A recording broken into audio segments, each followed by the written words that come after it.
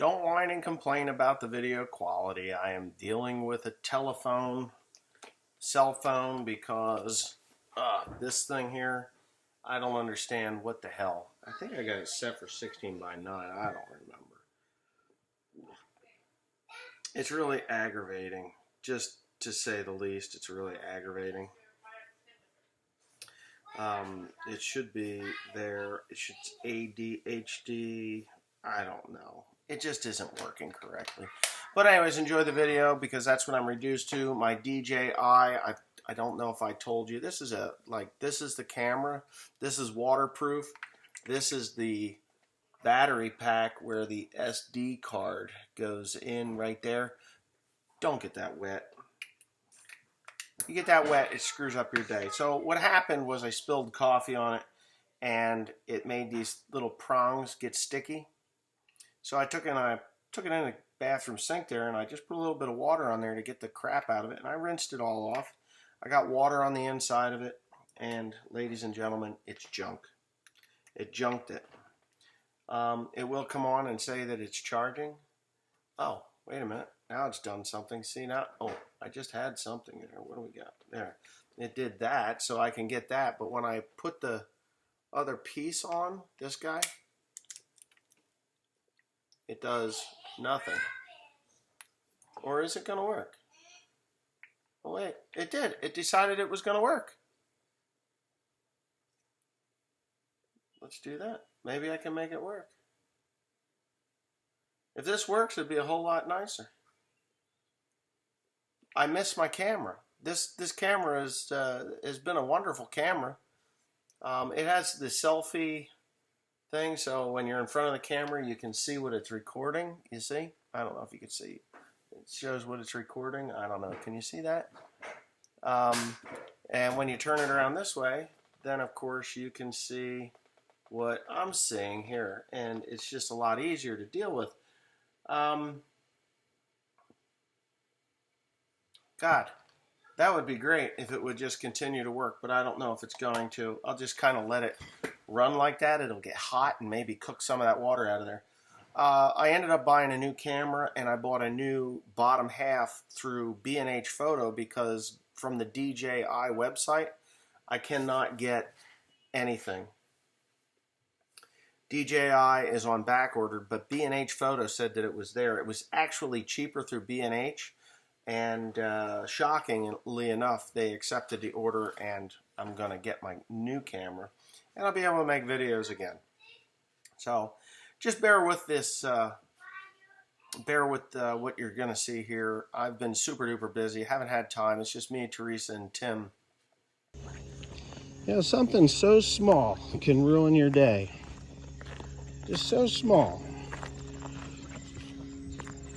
What this is a CAN bus terminator. And I'm going to explain to you in a second what it does. Okay, so what this little doodad does, this CAN bus terminator. So CAN bus is six letters to describe a system. So C stands for one word, A stands for another. I can't remember what it is. I'd have to look it up, and I just don't have that kind of time because I'm tired and I got to load this load of corn for tomorrow morning. But if you know anything about whether it's a John Deere Case, New Holland, Fendt, or whatever, you will know. And cars, all the cars have these things too. They're different. For different vehicles, they look different. Some are round, some are square, some are these little L-shaped things. This one just so happens to be this model, the RE 207311. This little shit is about 50 bucks a piece. Somewhere around $50 a piece. Fortunately, I had a couple of them. So what this does is all the controllers on all the vehicles run a John Deere anyway. On the John Deeres, there's 4 wires. And those 4 wires are connected to each and every one of your controllers. The controller for the W235 John Deere self-propelled windrower has the controllers. There's 27 controllers on that particular one. And if you add something like a different type of header, it will have another controller or different set of lights or something like that. You have to have these different controllers, and it still will run down this 4-wire pipeline. You can call it a pipeline. I'll call it a pipeline. It's a wire. So each one of these 4 wires are connected to each one of the controllers, and they all talk down the same pipe to the different controllers, to the ECU or ECM, whichever you'd like to call it. Now, if you've got the controller for the steering wheel, and that's screaming down the pipe, and you've got the controller for the, I don't know, the up and down, the control handle, or the whatever, one of the other 27 controllers talking back and forth, they all talk to one another, and they all talk back and forth through those 4 wires. This little guy, you could call it an arrestor. So think of these 4 wires as a pipe, and you've got 27 kids yelling back and forth between the pipe. You can't understand what, it's weird. You can't understand what either one of them are saying. So what this thing does, basically grabs the voice of each one of these kids or controllers. So it goes to and it takes the echo out. It goes from the controller to the ECM or whatever it is. It's all connected to that ECM, ECU, and without these, the echo gets stronger and stronger, more and more voices until all the systems get frazzled and bam. So these are very important because this allows those 4 wires to communicate, all the controllers to communicate through those 4 wires to the ECM and back again, and then it gets terminated. That message gets terminated by one of these, or in my case, 5. There's 5 or so of these on each one of these vehicles. You got to make the best choice when you're trying to hunt this thing down. Now, it's very easy to do without a computer. If you have a computer, it's even easier, but I'm not going to spend $25,000 on the computer to fix this. So what you do is you locate your CAN bus terminator, start your vehicle up, and disconnect it. Boom. And then go into your computer that's on board your machine and see it throws the code. The one that throws the code, there's a bunch of codes. Look to see, you're going to have to let it do it naturally, but then when you pull one of these, it will throw the codes in the same sequence, and it'll tell you how many times it failed. So this thing is failing on a John Deere. It fails multiple times. And when it hits the magic 126th time, that's when everything goes frazzle, shuts down the machine, and does a nosedive if you're going down Route 12, say at 21 miles an hour, and your header smashes into the ground and your ass end is 8 feet in the air. Yeah, that happened today. So, yeah, in my experience, the ones that are, any electronics that are exposed to massive amounts of heat are the electronics that fail first. So I looked around the engine compartment and I saw this guy. Popped it off. All the codes came up in the exact sequence. It wasn't 126 times failure. It was 16 times failure. Now, if you pull one off of one of the others, it'll tell you once it failed. But this one had failed 16 times. So I changed it. And life is good because, life's got to be good. I had one, $50 a piece. I just ordered 3 more. The ones that I had were ones from this tractor when I changed those a couple of years back. And I changed them all. Save them all. And you can find out which one is bad when you put it in the machine that's already failing. Because if it continues to fail, then you've got the bad one. And then you can throw it away. And that's what I've done. So I haven't found the bad one yet. So I just ordered 3 new ones. And that should do that. But I'm back to loading corn again, so here we go. Have a nice one. Topless again. No tarp. They sent the wrong size. They sent me a 42-foot 7-inch tarp, which is 2 feet, 2 inches too long. I need a 40-foot 5-inch tarp. 40-foot, 5-inch tarp. That's what I need. So I have to deal with that. But I'm gonna go ahead and load it up. And then tomorrow morning we're gonna take a load of corn. Get that load of corn out of here.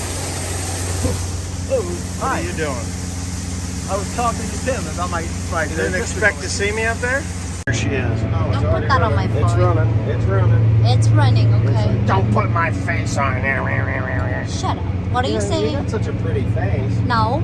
I look like a Taiwan boy. Taiwan boy. Taiwan boy. Mommy love you long time. Taiwan boy. Shut up. You have sex change? Huh? I did. You have sex change? I How did. did that happen then? Which Where'd he that come one, from? so handsome. Look at that. Anyway, so we got this little field we're doing, and I was telling Teresa that she's like, "Why is this field like this? It's all wavy." And you can see, I don't know if you can see right now. Maybe I that don't think camera's- they can't. Maybe that camera's not doing it justice. But there's ridges. This is ridged. Like there's 1, 2, 3, 4, 5, 6 large ridges in here. And I said, well, we're in Croton ground, and Croton ground is traditionally exceptionally wet. So they went to Ugh.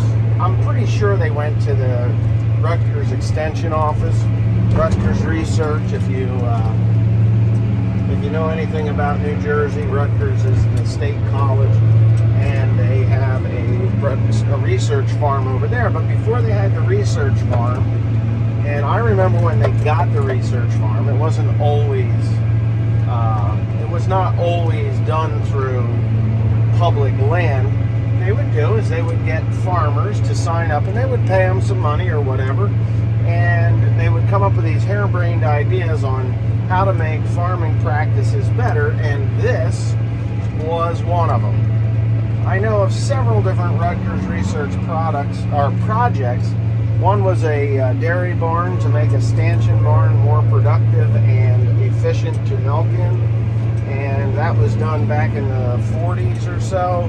And what happened with that was they came out with milking parlors, and that went by the wayside. But this, in order to grow this was for vegetables. It was not for row crops. For vegetables, in order to grow vegetables, certain types of vegetables or all types of vegetables in this soil, to dry out the damn thing's feet, they put in these gigantic ridges. These things are probably 40 feet wide. I would say from the valley to valley, it's about 40, 50 feet.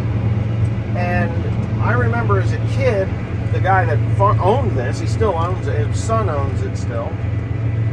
I remember the vegetables that would grow, and he would grow one type of vegetable at the top, and then he would work his way down to the valley. And the valley was always a mowed grass waterway, so that when it would rain and get saturated wet, the water would just run downhill. The stuff that needed to be the driest was at the top, and as you had wetter vegetables or varieties that needed a wetter feet, then you put them down towards the valley. And so it was one of those weird. And this is what you end up with. So what do you do when you no longer grow the vegetables that you were growing? And you've got to mow it for a hay crop. I think you can see it now. You can see the valley anyway. What do? I don't know. Teresa said, well, we could put soybeans in here. I was like, no. How the hell do you get a header across this thing? 25-foot grain platform in the valley, you'd be leaving a big, well, I guess it would probably droop some, but I don't think I would be able to get it all. I said corn, but this soil has been neglected for so long. I have to put a lot of, I say it's been neglected. It's just been taking hay off of it for years, and it's not actually yielding terrible from what I can see, is it? No. There's a few weeds in here. I mean, I've done a whole lot more and got a whole lot less. This year I just said, screw it, I'm not going to put any fertilizer on it. And I still have I got a crop of mulch hay here. But it would definitely need to have its pH adjusted, so I have to get lime on it. And there's another 2 farms over there through that woods, and we're gonna, when we finish up, we'll go through the woods and go into the other farm because I don't feel like going out on the road right now. Yeah, probably gonna put corn in there this coming year if I get enough lime home, but I don't know, man. I'm thinking of, I'm gonna kill probably another 500 acres this coming spring, so I continue with 650 acres of corn and the 400 or 500 acres of soybeans that I have. I want to continue with that and have the 400 acres, 450 acres, or 500 acres of wheat. You gotta have wheat in the mix, right? So I'm gonna have 450, 500 acres of wheat in the ground this fall, and that'll take away from the soybeans. The only other thing that I will do with my wheat, I'm probably not even gonna tell you how I'm gonna do it, but I'm gonna harvest that wheat, but I'll be harvesting the wheat in June, like the last end of the 3rd week of June into the 4th week of June. I'll be able to harvest that, and which is about 2 weeks earlier, a week and a half to 2 weeks earlier than what we would be. I might even be able to do it 3 weeks earlier. I might be able to start harvesting that on like June 15th, and you know, get that wheat off and get another, you know, double crop it with soybeans if I can do that. Now, I'll double crop soybeans into it, but I don't know. I'm probably not going to do that, but we'll see what happens. We'll see, said the blind man. So here's the woods. Gotta go through the woods, right, Teresa? Right? Left. No, you. Like, oh my goodness. Oh, I can't fit. Now we'll just go this way. Deer hunters. I took a shit in here one time and I'm wiping my ass with some kind of leaves, and I look up and there's a trail camera there. I was like, Oh, shoot. I'm telling you, it was right there. Ay, ay, ay. You know, I'm like leaning against this tree, pinching my loaf, and there's a goddamn trail camera. So I hope that guy got an eyeful. It's right here. Oh, this is too tight. Woo-wee. That was inches. Oh, yeah. Did you see that? No, All right. I don't think the camera caught it.